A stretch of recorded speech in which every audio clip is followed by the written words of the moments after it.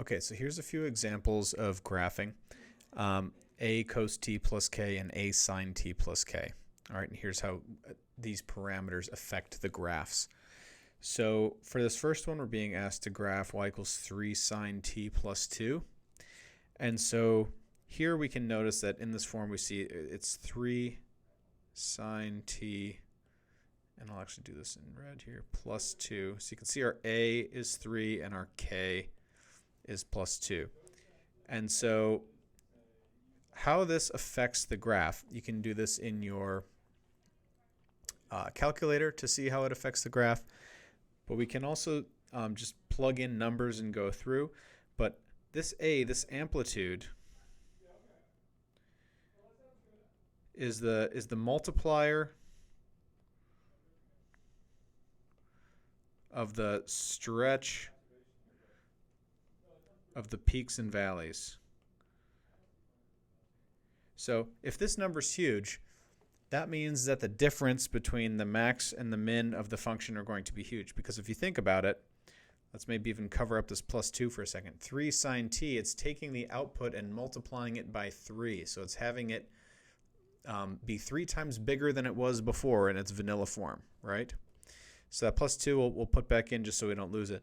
But it is, again, amplitude amplifying. It's amplifying the wave. So for large numbers, you expect this to increase the size of the wave, the distance from the midline. You can also, think about it in that way of, amplitude in its absolute value, meaning just the sine of it is equal to the distance to the midline from a peak or a valley. Okay, from a peak. All right, but I'm gonna erase this, so hopefully you can pause and grab that, just so that I can draw the graph right here. Normally I wouldn't do that. But here, so to sketch a graph of 3 sine t plus 2, there's a couple ways to think about this, but there's two transformations being applied here. There's a vertical shift upward, where it's shifting up plus 2, and this is the midline shift. Oops, just erasing everything right now. This is the midline shift, so shifting up the equilibrium point, and this is the amplitude. So how far we stretch from that midline. So for me, I would set the midline to be vertically shifted up. Where did it start with the vanilla sine function? This is kind of like our main ingredient. We start with a sine function. We say, all right, well, your midline is no longer y equals 0. That's the vanilla version. Your midline is now y equals 2. So let's come up to here, maybe to y equals 2. And we'll draw a dotted line. We know it's not really part of the graph, but it bounces back and forth across this line. This is also called like equilibrium if you have like a biological or a physical system, what it oscillates about. And then 3 sine t, all right, it's starting at its normal output, but it is being amplified by a factor of 3, which means instead of stretching a distance of 1, it's going to stretch a distance of 3. So I want to come a distance of 3 up from the midline, so it'll be up here at y equals 5, let's say. And the same in this direction. So here's my distance of 3. And then a distance of 3 here would stretch us down to, what, -1. And then it will follow the same pattern of going from, midline to max to midline to min to midline again. Starting at 0, midline. Halfway through at pi over 2, it's going to achieve its maximum, which is now y equals 5. At pi, and really, these x values are down here. At pi, it's back at the midline. At 3 pi over 2, 3/4 of the way through, it's down at its minimum value, which we said was -1. And then back at 2 pi, 3 pi over 2, here's 2 pi. We're back at the midline again. And so we see our function looks something like this, which has that same sine wave structure, but you can see how it's different in what? The stretch. So here's, here's A. that amplitude, that amplifier from the midline, and then what we shifted from y equals 0, this is my plus k value. Now, a couple things to note. These were both positive. We started off nice and easy. If they're negative, the opposite happens. Okay, so if k was negative, that'd be a shift this way of this midline, right? And if a was negative, then this would actually change the direction. We're changing that multiplier of the output to be negative, so instead of achieving its max first, it's going to head in the other direction, right? It'd be the opposite, right? That's what the negative is. But this is good for now, for example 1. Okay, this is what this function would do. It starts at 2, bounces up to 5, bounces back to 2, to -1, and then back to 2. So now for this next one, I've gone ahead and added some negative values here to kind of up the ante. All right, so we've got y equals -4 cos t minus 1. Again, our a is -4, our k is -1. So this has been stretched and it's been shifted. It's been shifted 1 in the negative direction. So again, I do recommend starting with setting that midline. So here's, here's -1. This is going to be our new midline.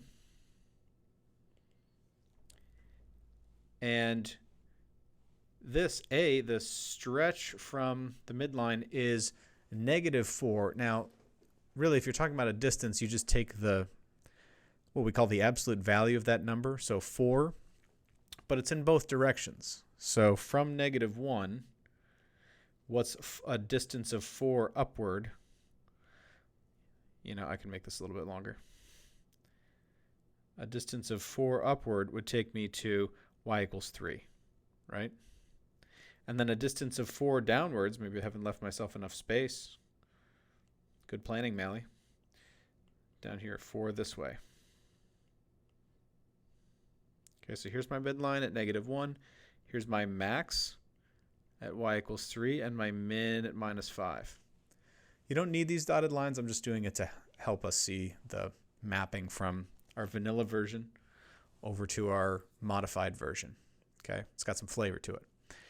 So, all right, but what happens with cosine? Well, it usually starts at its maximum and then goes to the midline and then hits its midline, and then back to the maximum, right? Well, now we're saying we're stretching that by a factor of 4. And instead of starting at our max, this is a -4, so we've flipped the output, right? If you take the output, whatever it is, and you multiply by a negative number, now this is the opposite of what you had before. So we're actually going to start not at the maximum, but at the minimum, right? Because this is negative. So this flips, or you could say reflects output. So we're going to start at the minimum then, hit the midline, and then hit our maximum instead of our minimum at like pi. We can map out our values here. So it hits the midline, hits the maximum, hits the midline again, and then hits the minimum down here at, we'll call this pi. Down here. So what you see is like this inverted cosine. Okay, and so this checks out, and then it has the shape of cosine where it starts at a peak and ends at a peak, or starts at a valley and ends at a valley, right? And it's stretched and it's been shifted down by 1. So here is our k, and here is our a value, right? This length of 4, that's our a equals 4. And again, the sign being negative means that we're flipping the direction that the waves stretch to start off. And if that happened with sine, this would have been, this would have been this direction if that had been flipped. Okay, so it's the opposite.